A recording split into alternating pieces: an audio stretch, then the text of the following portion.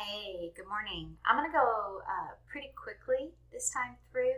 It's a long chapter, and I'd rather you stop and rewind as you have need than my continue to go too slow. So let's move up a little faster. All right, so this chapter deals with culture, and obviously it's broken down into several sections. First section deals with some definitions. So you have a definition of culture.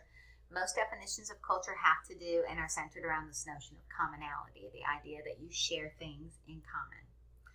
Your book goes into a discussion of something called co-culture. In about 10, 20 years ago, it was oftentimes referred to as subculture. No more. It's now referred to as co-culture because the subculture implied that one was subordinate to another.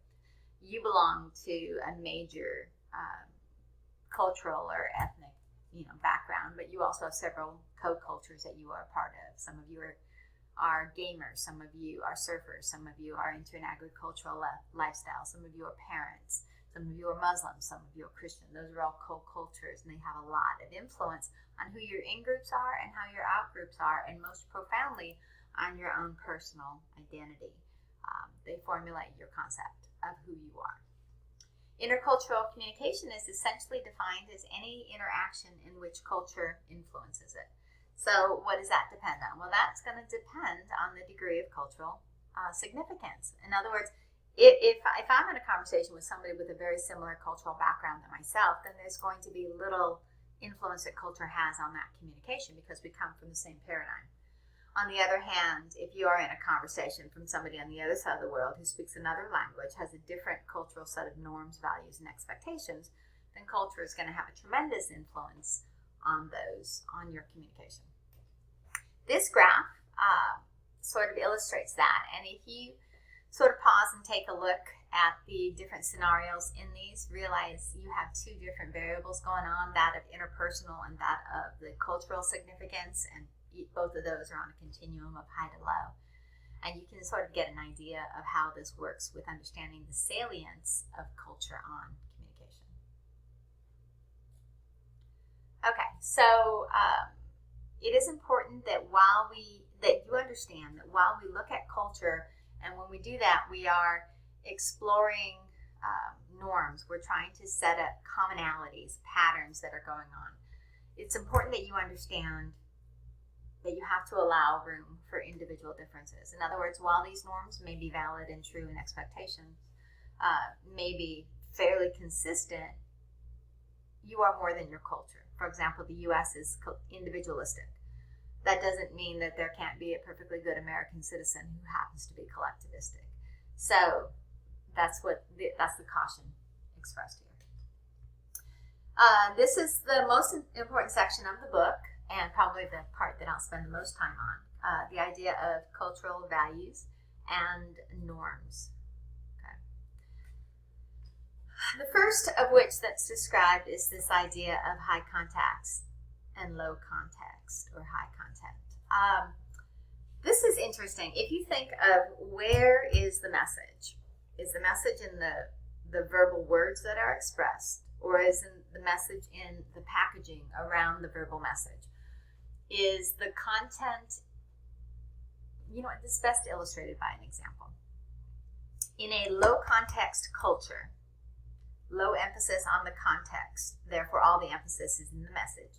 If I am in a restaurant in a low context culture and what I am served is not what I ordered, it is expected that I would call the waiter or waitress over and say, "Excuse me, this isn't what I ordered. Could you please, take it away and bring me back what I ordered?" That is expected and appropriate in this culture. We value direct communication. Say what you mean what you say, and get to the point. If I was in Japan and I was of Japanese culture, I would simply put my plate to the side of the table and put down my fork and say nothing. The waiter or waitress would immediately come over, read the whole context of what's going on. Has nothing to do with what I'm saying. I'm not saying anything at all. Immediately know what's going on, take the plate and go figure out, look at, what her notes on what she had put down for what I was ordering and fix it. So subtle things like the timing, like who sent it, the message, how it was sent, the nonverbals that surrounded that message, eye contact, even in taking a breath before you speak, all of those mean something in a high context culture and are part of the message. Very different. Individualism and collectivism, probably one of the most well-known and profound notions of cultural norms.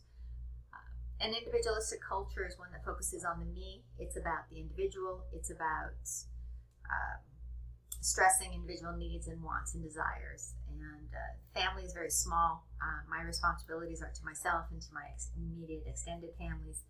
I believe in protecting my individual rights, freedoms, and so on and so forth. A collectivistic culture is more focused on the we, not the me. Family is larger, so you have aunts and uncles and cousins and grandparents. My duty is to the group. I need to make all of us look good, not just myself. And if there's blame to be shared, we all share it. It's not just one person. 70% of the world is collectivistic. 70%. The U.S. is the most extreme, on the other side of the continuum, individualistic country in the world. With all of these variables, remember that they are a continuum. It's not either or. It's somewhere along this line. And cultures are in different places. Power distance. Power distance has to do with status and equality and how well or how much a culture accepts inequities. The U.S. is a low power distance culture. We are very egalitarian. We stress equality, and that's important to us. Other cultures accept large gaps in distance, in power. When I was in India, which is a very high power distance, the caste system is alive and well. I would speak to women who were getting married and had never met their spouse because it was an arranged marriage, and their parents had made the arrangements, particularly their father, before they were born. Uncertainty avoidance has to do with the degree to which a culture accepts ambiguity. How comfortable are they with taking things day by day, with not knowing exactly and precisely what's to come? Cultures that are high uncertainty avoidant, in other words, they don't like ambiguity, they tend to have a lot of rituals, they tend to have a lot of traditions, they like to give very specific directions in accomplishing a task. There is a clear chain of command that you need to follow and go through. And they're not very tolerant of new ideas or deviant behavior or anything outside the norm that's a bit unsettling for them. Just keep it mellow. For cultures that are low power distance, they tend to be fine with new ideas, oftentimes solicit things that are completely outside the box, and give less specific directions, are a little bit more spontaneous, and simply rely on individual creativity. There's a lot more authority and freedom and decision-making power given to the individual than to the group.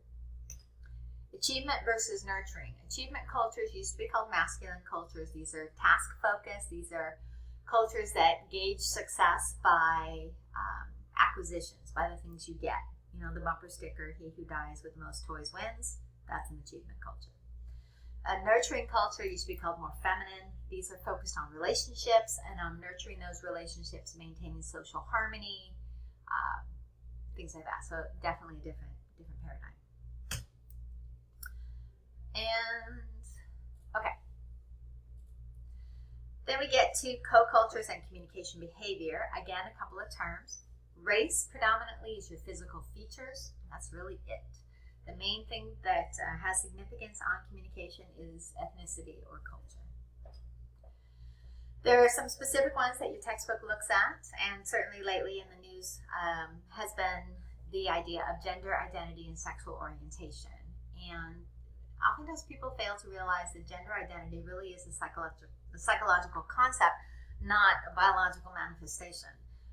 So it's what do you identify yourself with, and how does that affect your communication climate and your communication behavior? Ageism, or age and generation, the generation that you are born in influences you in a tremendous way. For example, last night I was with a bunch of friends and we were talking about a lot of great bands that were out in the 80s and talking about the insane things that we did.